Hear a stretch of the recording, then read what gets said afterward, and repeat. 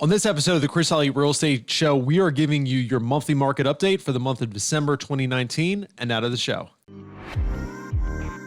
Welcome to the Chris Elliott Real Estate Show, where we bring you insights into the local Central Virginia real estate market, go in depth to answer your real estate questions and concerns, and interview local figures and influencers in the greater Richmond area. And now let's get to the latest episode with your host, Chris Elliott, and co-host, Maddie Ray.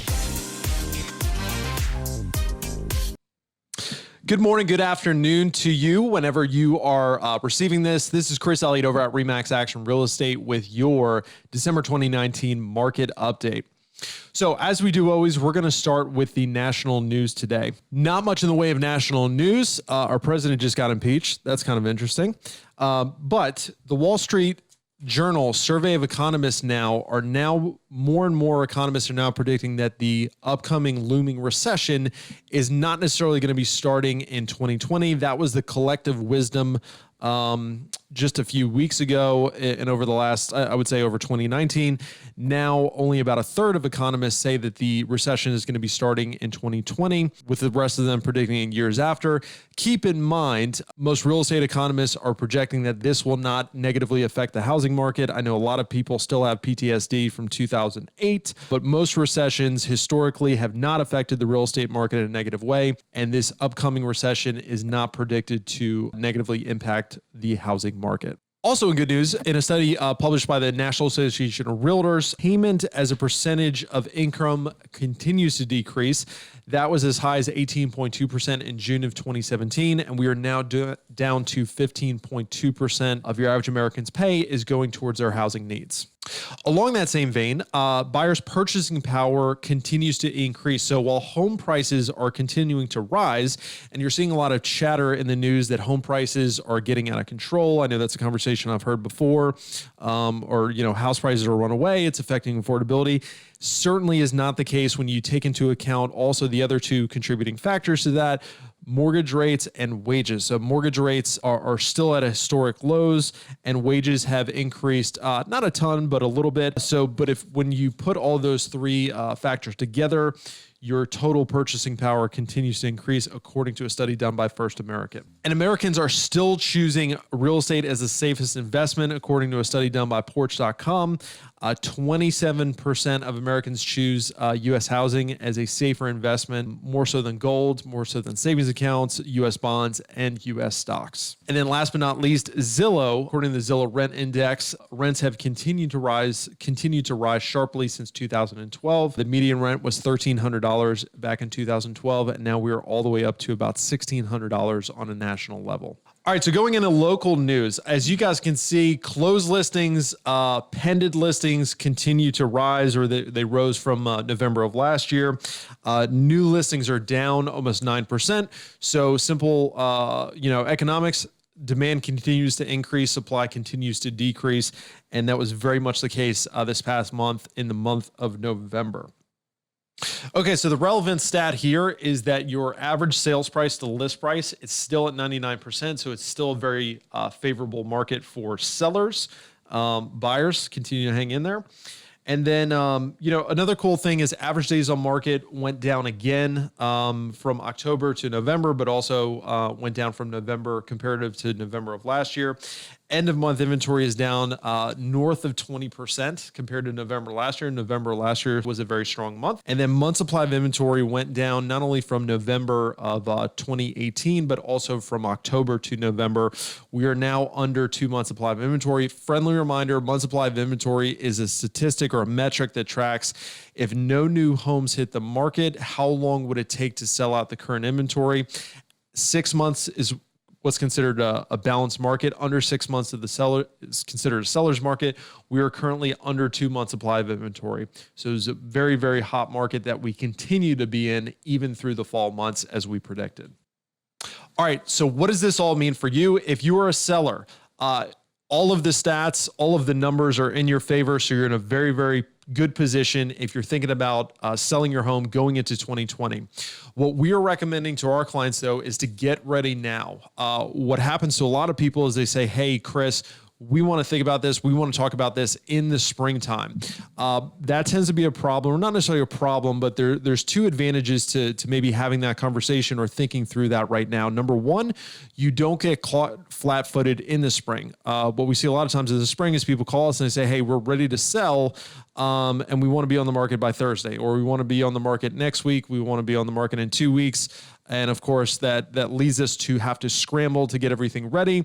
Maybe you're not able to tackle some projects that you could have tackled if you had started the conversation a little bit earlier and could have ultimately netted more money, sold faster, sold easier, etc. So now is a great time. December, January, very good months, very good times to kind of have that meet and greet, to have the initial consultation for us to sit down, evaluate things, say, hey, is there anything that can be done to home to put yourself in a better position to net more money, to sell easier, to sell faster, come the springtime.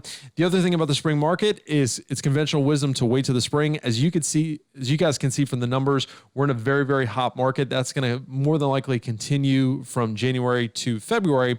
And what we're coaching up our clients is, hey, let's get on the market before everybody else and their mother does, because if you can hit the market before everybody else does, now you're one of 3 listings that buyer has to choose from, versus if you catch it too late, now you're one of 10 listings. So there's more transactions in the quote unquote spring months, but there's also more listings that you're competing with.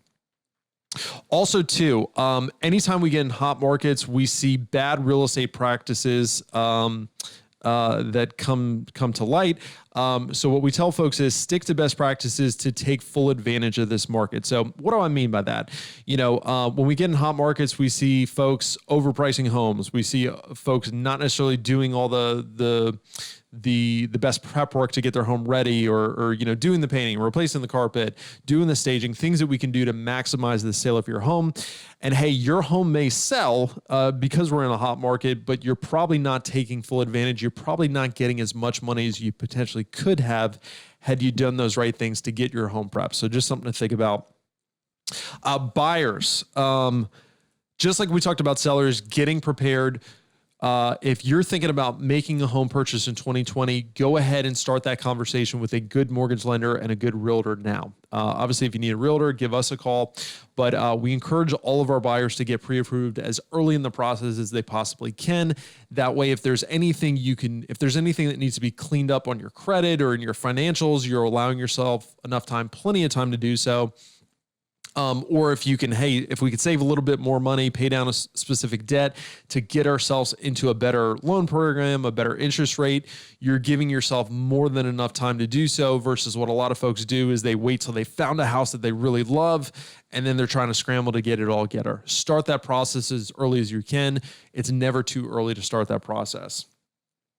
Do your research. So what we mean by this is, so in these markets that we're in where there's not a lot of inventory, it can become hard if you're just looking at what's on the market to determine, what you want to kind of get a feel for areas and neighborhoods. It's hard to really get to know the market when there's not much inventory to really look through and sort through. So one thing that we'll do for our buyer clients, if they know they want to make a purchase in the coming year, or if they're trying to figure out where they want to be, what kind of house they want to buy, we will show them previous inventory that had sold the year before, so they can look through those properties, get an idea, talk through it with their significant other if you have one, and kind of get a feel for the market, get a feel for how much house you can afford, what that looks like, what neighborhoods you maybe want to be in, and just sort those properties. That way you can go into the market with confidence, knowing when the right property pops up, you're not second guessing yourself.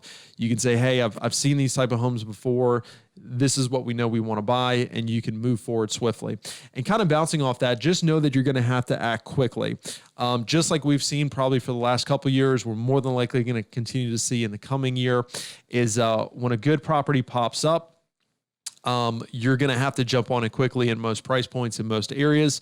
So just be mentally prepared to do so. Easier said than actually done. But if you do the things we're talking about, as far as getting pre-approved early, doing your market research, kind of identifying exactly what you want to buy before you go into the market, when that right property pops up, you're going to be able to act swiftly. All right, guys. Well, that was your market report for the month of December 2019. We hope you have an amazing Christmas. If you celebrate, we hope you have a great rest of your year, a happy new year. We look forward to staying in touch with you with 2020. If you have a specific question or concern that we did not address during the show, feel free to contact me via the information below. If you'd like to set up a consultation where we can talk with you about your goals to make a move in 2020, we would love to do so. Reach out to us. Thank you again for your time. I hope you found value in this, and we look forward to seeing you in 2020. Thanks for joining us for the Chris Elliott Real Estate Show. If you have any questions or suggestions for future episodes, please contact Chris Elliott at chris@chriselliottrealestate.com or by phone at 804-980-1898. And please join us again next time for the Chris Elliott Real Estate Show.